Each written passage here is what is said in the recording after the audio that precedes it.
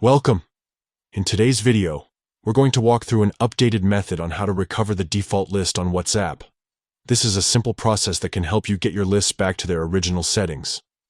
Let's get started. First, open the WhatsApp application on your smartphone. Make sure you are on the main screen where you can see your chats, statuses, and calls. Next, look at the top right corner of your screen. You will see 3 vertical dots.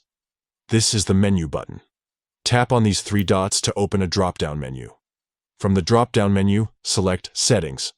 This will take you to the Settings page where you can adjust various aspects of your WhatsApp. Once you are in the Settings menu, scroll down until you find Lists. Tap on Lists to proceed.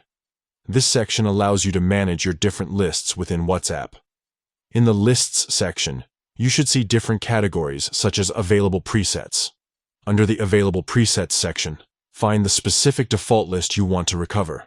This could be a list of contacts, a broadcast list, or any other default list that came with the app. Once you've located the list, simply tap the Add button next to it.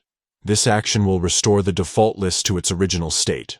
And that's it. You've successfully recovered the default list on WhatsApp. This method is quick, easy, and ensures you have all your default settings back in place. If you found this video helpful, please give it a thumbs up and subscribe to our channel for more WhatsApp tips and tricks.